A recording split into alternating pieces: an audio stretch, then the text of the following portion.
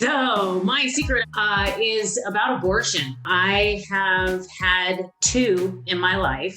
Both of them were when I was deep in my disease of alcoholism and addiction. I remember my mom found out about the first one, and she told me that I'd always have to live with the guilt that I killed her first grandchild.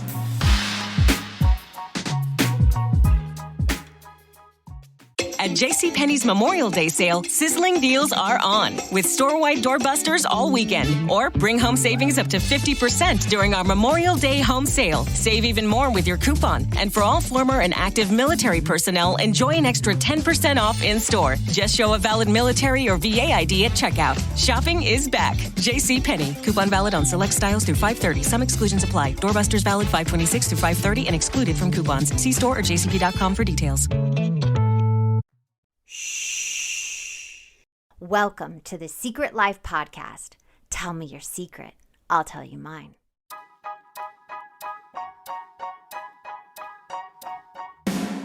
Sometimes you have to go through the darkness to reach the light. That's what I did.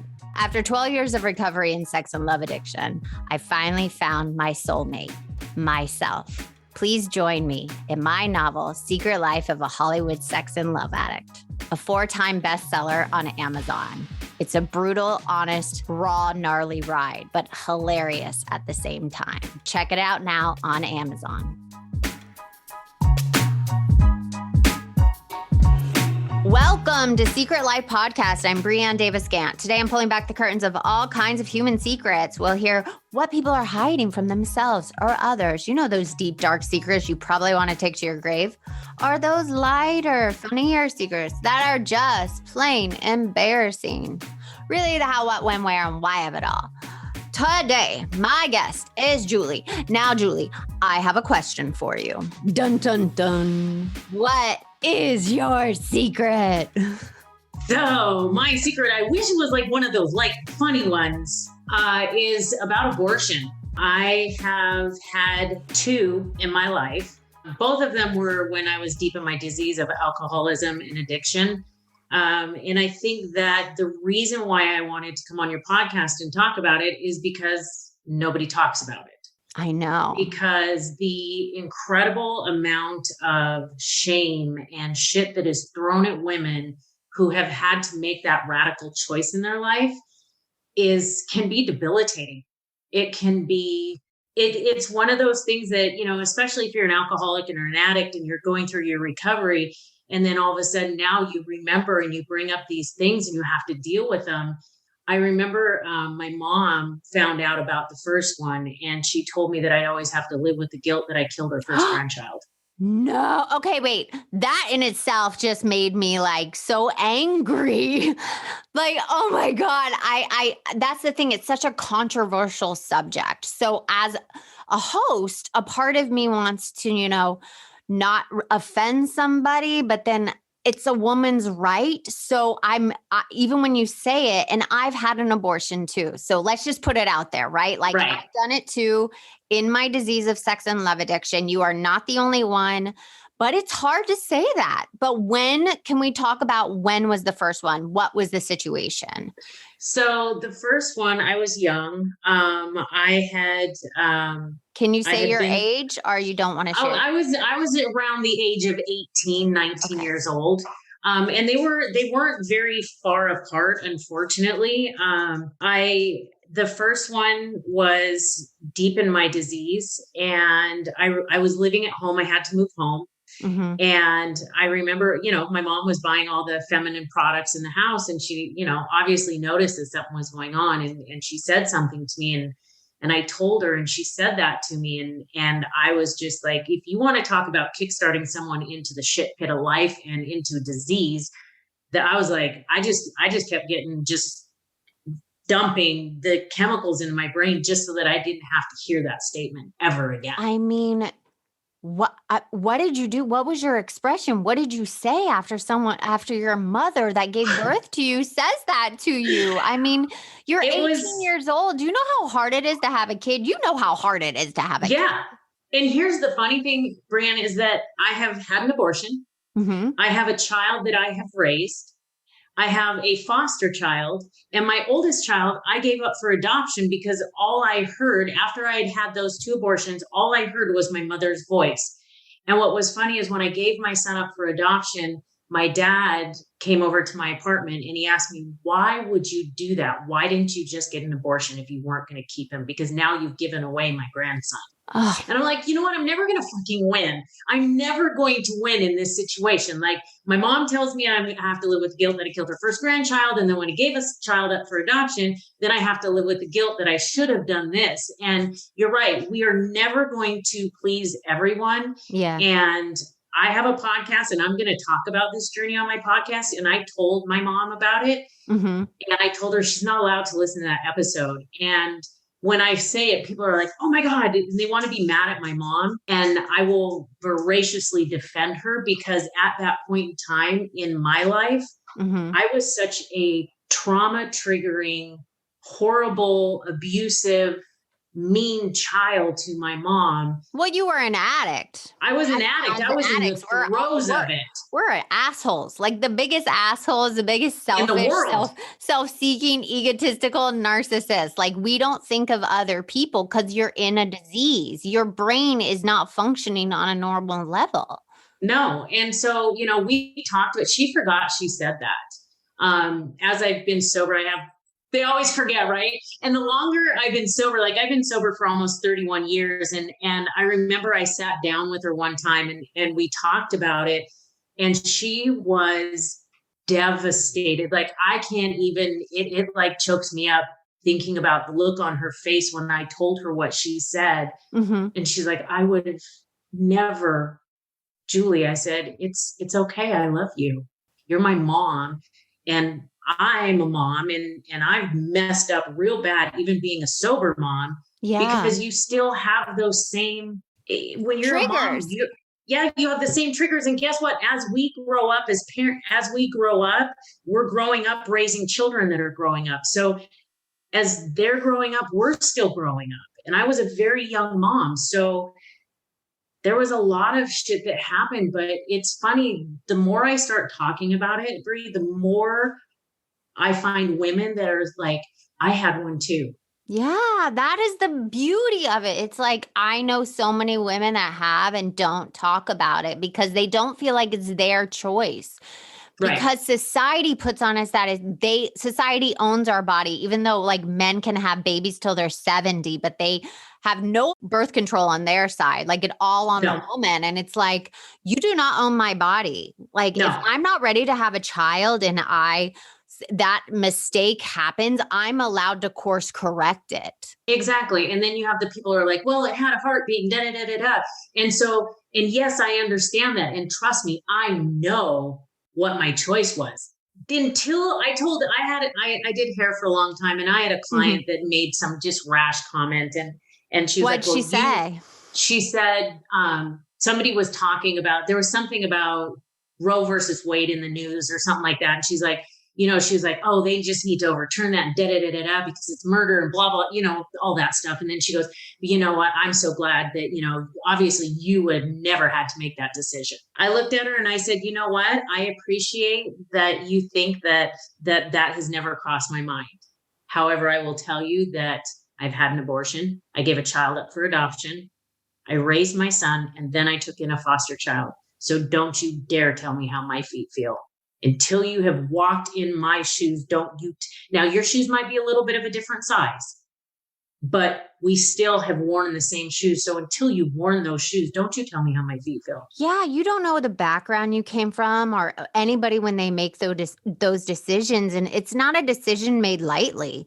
When I made that decision at 22, it was not a decision I made lightly, and it stuck with me forever. So I'm the one that has to live with it. I'm the one that has to go through the grieving process. Yep. I'm the one. So how dare you then put that on me, your judgment, because we have different beliefs. And it just kind of goes to this thing. And I want to ask you also, as a recovering addict, it's like, why do people feel the need to put their beliefs on someone else? I don't understand it. Can you explain to me if you understand it? Because I'm thinking we all come from different backgrounds and situations and religion and all that. Like, you're allowed to have your God, your beliefs, but you don't have to put them on me. Like we can all have our own. So why do people do that? Explain it to me. I need help. So here's my thought process. I'm so glad you asked that because I also do NLP and I was working with a client and I was telling her, your soul came here for a purpose. Right. And so when you are going through that purpose, you have 4 massive things that your soul goes through. And then you have your life. Your parents and everybody in society has a journey that they chose to come here for. When people have these beliefs and they push them on you, if you think about a belief is only a thought that you keep thinking. And when you tell someone that their belief is wrong, what you're doing is you're telling them that the thought that they originally had, the thought process that they had was wrong. And as a human being, we don't want to be wrong. We don't want to be wrong. And so when you challenge my belief, you're challenging my thoughts. One of my favorite movies is Best of Enemies. And because it's the leader of the KKK and the leader of this Black community are at odds and they end up being friends because they went back and thought it comes back to a thought that dropped into your brain. Yeah. That society usually puts on you, right? Yeah. And you will find the people who are most like you. We gravitate, we're pack animals. We are going to find the people that support that belief. So if you're pro-life and I'm pro-choice, you're not going to come over to my pro-choice camp. And nothing I say is going to get you to come to my pro-choice camp. Which that's fine. That's what I'm okay with, people not having to come to my side of thinking. I don't understand the people that are not okay. Like you are allowed your beliefs about abortion and women's rights of their own body, my own body. Mine. It's mine. This is mine. I live in it. This is where my soul is, my body. I'm not telling you what to do with your body. So why are you trying to? That's what I don't understand. You can have your beliefs. I'm not making you come to this side, but don't, but that it happens on the other. So that's what I don't understand. And I think honestly, it goes back to that. If they feel like if they can get you to believe the way that they believe, it validates them as a human being. It validates their belief and it validates their thoughts. So it validates them as a human being. And going through your recovery with being a sex and love addict, 9 times out of 10, what do we want? We want validation. We want validation, love. You put that. So when I put that up in front of you and I say, okay, Brianne, this is what happened. That challenges you on a core level. And unless you are ready to have a healing journey, seeing somebody else's point of view is terrifying. But that's the whole point of being on this planet, is to have empathy and compassion and connection. Right? Right? Isn't that? And then to have empathy, I don't understand what you were going through and putting yourself in that situation whenever you got pregnant, or people get raped and they still don't think that they can have an abortion. Don't you have empathy for that human being that is going through this very difficult decision that, did something wrong? They're allowed to say, hey, I messed up, but I need to course correct. And I think it's one of those things, like you look at the last political election, and I don't give a shit what side you're on. The people on the right hate the people on the left. The people on the left hate the people on the right.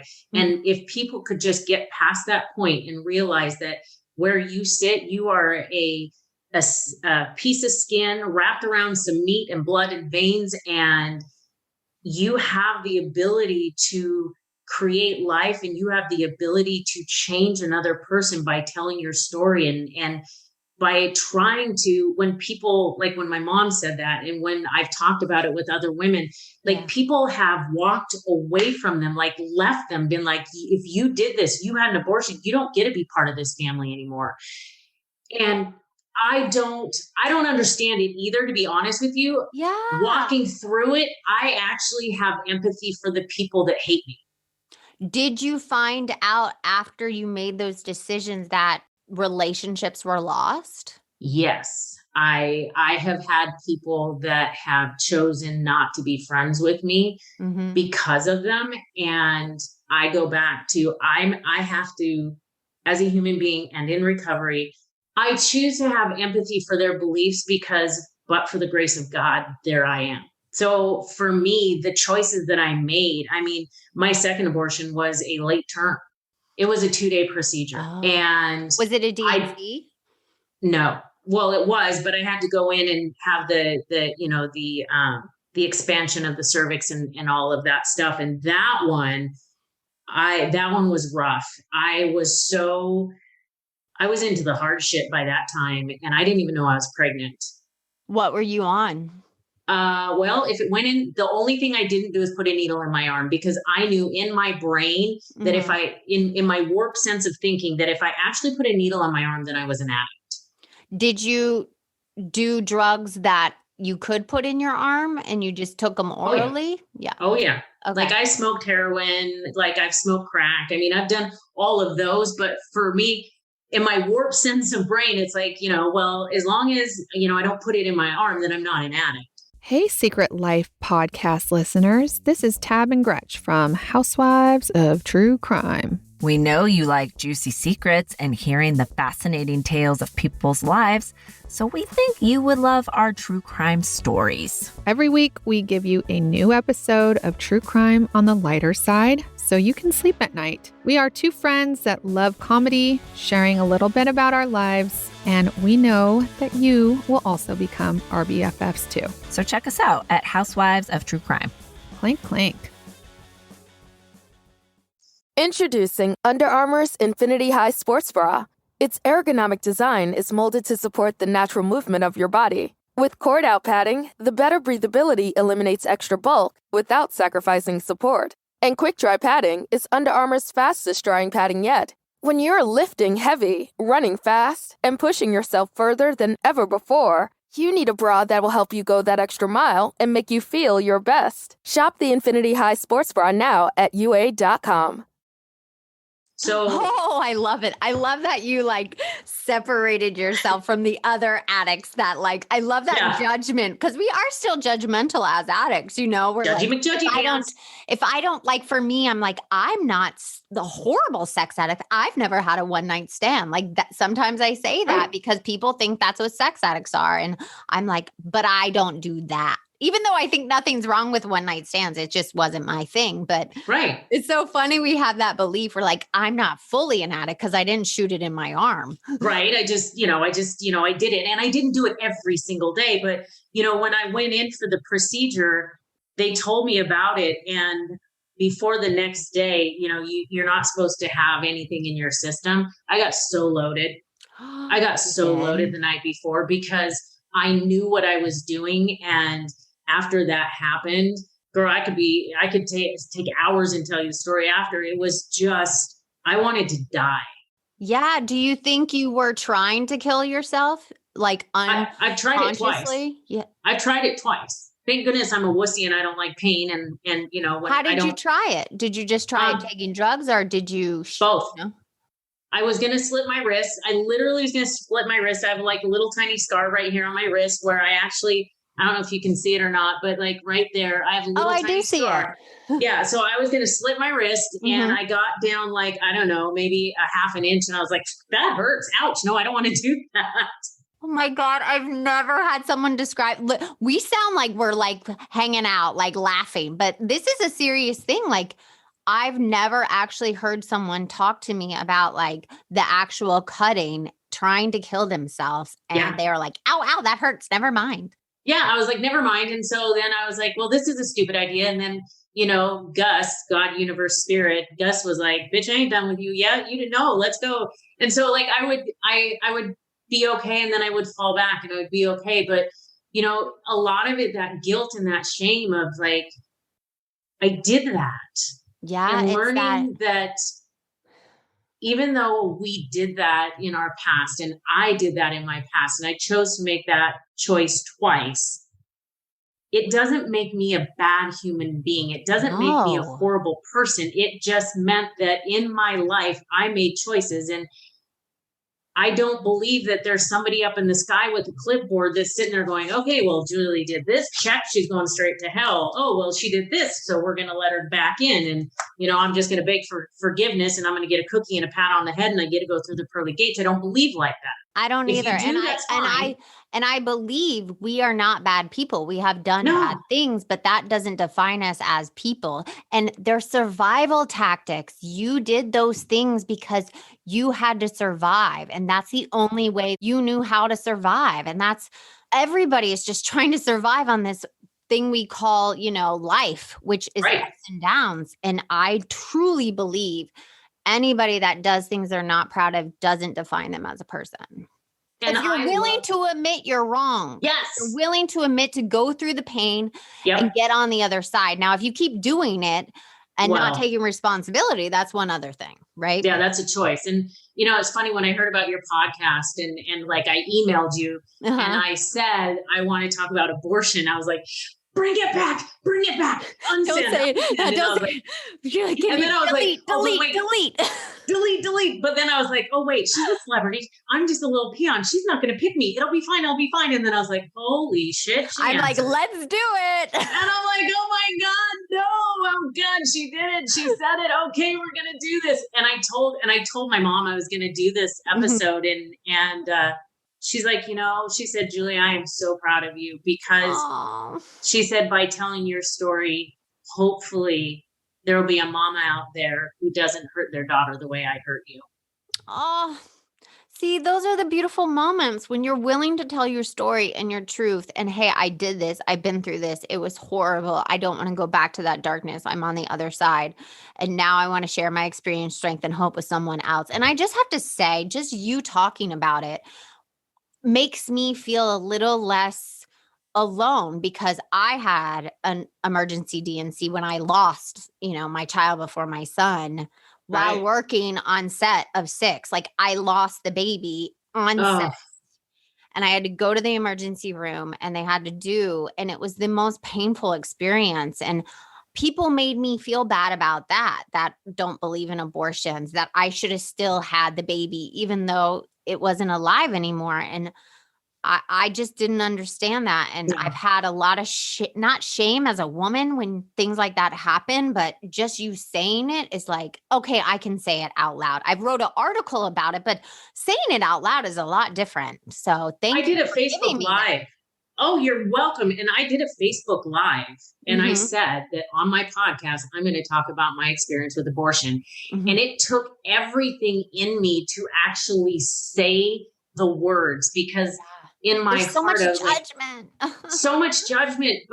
And that's why I love your freaking podcast because secrets the shame and the guilt only stay when we don't shine light on it. I don't know. Let's make a movement though, where there shouldn't be any judgment on what women choose to do with their bodies because we're not allowed to judge men. Sign me up. Sign me up. Let's do this movement. Like, let's take out the judgment, people. Even if you don't agree, even if your beliefs are different, don't judge my path. No, because I guarantee you there is a skeleton sitting in your closet. Oh, please. Everybody's got a skeleton. Everybody, I believe, has an ism. And I've said that a million times. Everybody goes to that place where they don't want to feel. Because as humans, we don't want to feel depression. We don't want to feel pain. We don't want to feel hurt.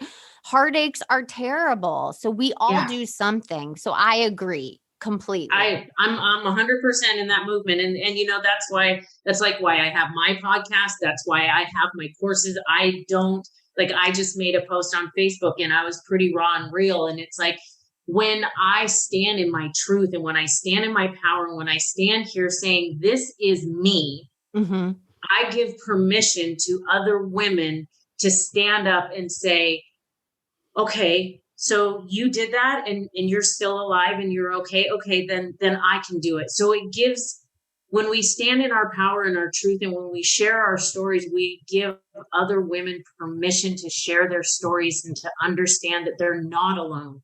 And that's why I talk about it. And I don't want to do. I don't want to do. Do you think I want to go on and talk about my abortions and this and that and the other thing and have all that radical judgment? No, but here's the thing is that I want other women to understand that you're not fucking alone in this. Yeah. You are but not alone. I just want to say that, and men also go through the process of that loss, making that decision. Absolutely. A joint decision, when the two people aren't ready to procreate and they don't have the capacity to become parents, which is the toughest job in the world. the toughest yes. job in the world Yep. and the most triggering job. So men also are allowed to have those feelings of, you know, shame, not absolutely. being ready, not being man enough, all that stuff. And I think that we forget that, you know, we as women stand in our power and we stand in our truth. And I work primarily with women because I think that when we heal the divine feminine, that the divine masculine gets permission to heal. Because men aren't supposed to heal. We're not, grown men don't cry. Grown men aren't supposed to feel bad. Absolutely. When you allow yourself to heal and to feel and to stand in their truth, then you have not only a healed society of women that can also empower men to heal and feel and to learn how to be okay with who they are. Yeah, because a man and a woman both have the masculinity and the feminine. And Yep. we have to give each of those sides their due, because if not, we're cutting off that part of ourselves. Absolutely. Agree 100%. So when you're saying this secret, you know, the abortions, the giving away your child, which one was the hardest one and what was the feeling after it happened? I just want to hit a little more on that because we went off on a tangent of like, right. which I Girl, love. always go off on tangents. I love, yeah. Welcome to my life. Yeah. Squirrel, focus. So for me, honestly, the abortions, because they happened in the midst of my disease, it was easier for me to just drink and use those away. And Right. I've brought them up and healed and worked through the steps to do that. How long did you get sober after you had them? Did it take a couple years? Did it take? Yeah, it was a couple years. Mm-hmm. Yeah, it was a couple years because after I had the second abortion, I came back to Washington State and ended up getting pregnant with my oldest and then gave him up for adoption. So it was like bang, bang, bang. And that was the hardest. That was the hardest because I felt when I had the abortions, I was doing what I thought was best, not only for me, but the shit that I was putting in my body. Yeah. It's those not babies, baby. Yeah. No. Mm-mm. So, but when Poison. yeah, when I gave my son up for adoption though, I felt like a failure as a woman and as a mother. And I thought, you know what? Then my dad said that, you know, well, why didn't you go do that? Yeah. So I just felt like a complete failure and I didn't get sober. I gave him up August 4th, 1988, and I got sober August 27th, 1989. So I spent another year out practicing and, not feeling. Yeah. Not feeling. And you know, what's funny now is that he and I are best friends. That's what I was going to ask you. Oh my God. That just makes my heart so He's happy. married and he has a 5-year-old son. And what's amazing is that when he turned 18, I'd done a scrapbook and I gave it to the adoption agency and they gave it to him. And I'm sitting at work and my phone rings and I saw a Washington number and I was down in Oregon and I answered and I'm like, hi, this is Julie. And they said, Julie. And I said, yep. Mom, it's me. Oh my God, it's really me. It's me, your son. It's me. And I just like, I'm sitting at work, boo-hooing, having just like this moment. And like I got home, my ex-husband said, what is going on? I said, my oldest just contacted us. And he's like, oh, so are we going to be are we going to plan a trip? I'm like, yeah, we're leaving tomorrow. Oh, how was that reunion? Oh my God. He was sitting up on the steps at his house and I had a convertible and I pulled up and he leapt probably from the steps, like Michael Jordan to the curb. Oh my God, I'm crying. I couldn't even stop the car. He's like pulling his brother out of the car and both of my boys are crying. They're like, my brother, I have a brother. And I'm like crying. And I'm like, until I moved away, I spent every Christmas with his family. Like Malcolm, my son and I would go and spend Christmas with his family. And I'm very close to his family. And what a beauty. I'm like losing my shit. Like I'm like holding back tears because it's like you gave those parents a gift, you know, like you weren't ready and you gave them a gift. Ready. But it's like, look at all the love that come from that. You know, that's so beautiful. And the question came up, well, why did you raise him and not me? Right. And what'd you say? I told him, I said, honey, this is what has been happening in my life. And this is why. And he said, if you didn't do what you did, I wouldn't be where I am. And he said, and I love you for that. And I was like, the fact that I'm not crying is surprising me because normally I am a boo-hooer when I tell that story, but it's probably because I'm doing it for you. You're like, yes. And you know what? I'm just so grateful. And, when I was talking to you on my podcast, I asked you the question, would you go back and change anything? And you and I feel the same. I wouldn't change anything. No. Even the rapes, the abortions, the homelessness, the addiction, all of the shit that I've been through. Yeah. Because now you can help others. Who I am. And I get to share it. And it's not about me. It's not about you. I want to be able to share this to let other people know that you're not alone. Yeah. You're not alone. Your feelings are valid. Your story is important. And people need to hear it so that they feel comfortable stepping into the arena. Because like we have said, and what I always say is secrets keep us sick. Yep. They keep us in that cycle. And the moment you say, like, me too, I felt that way, I've done that way, there's so much healing and connection. And the one way out of your addiction is connection. That's what gets you out of your addiction. It's not sobriety, it's connection.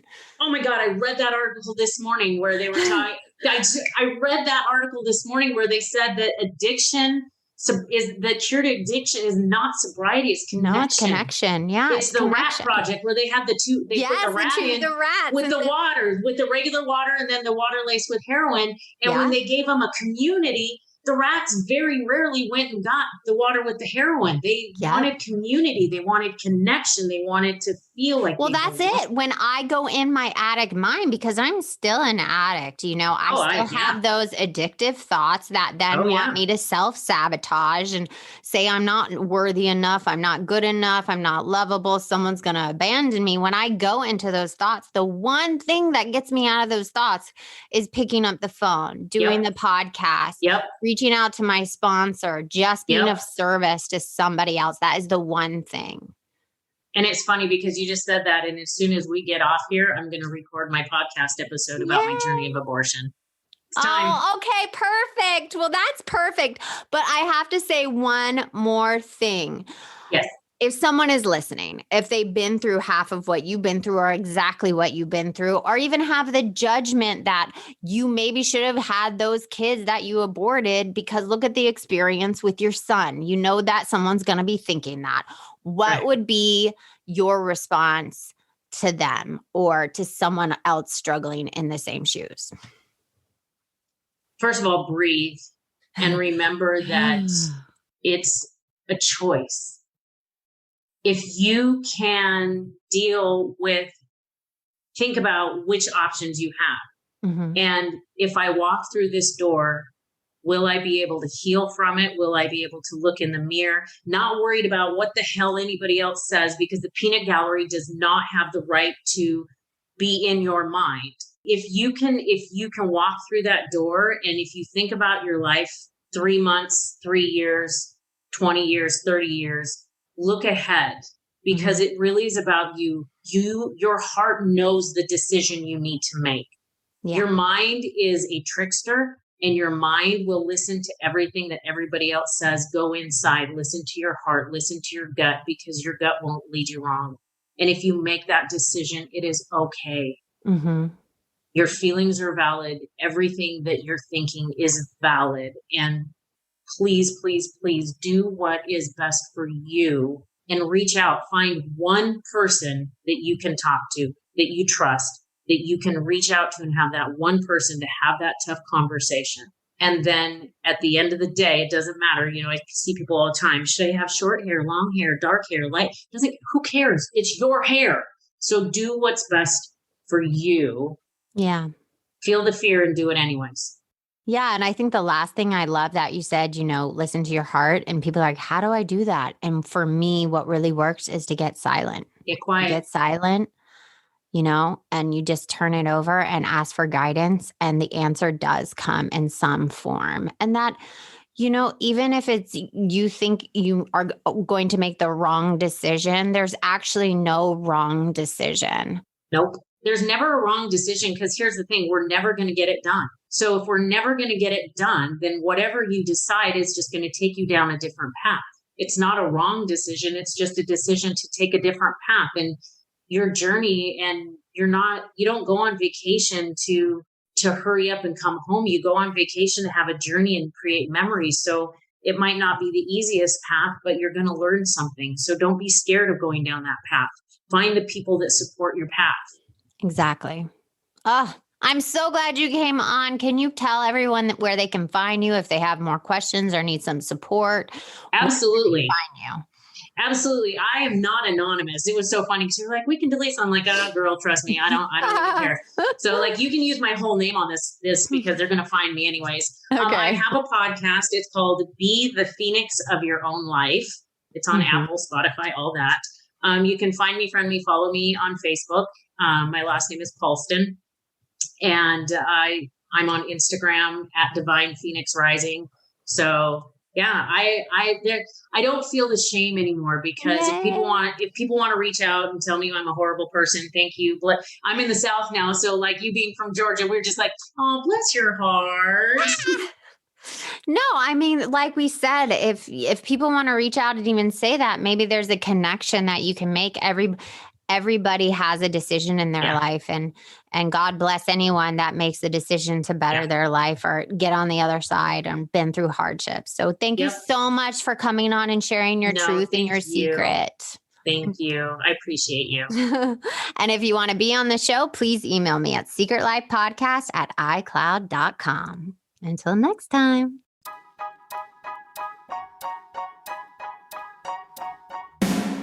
Thanks again for listening to the show. Please subscribe, rate, share, or send me a note at secretlifepodcast.com. And if you'd like to check out my book, head over to secretlifenovel.com or Amazon to pick up a copy for yourself or someone you love. Thanks again. See you soon.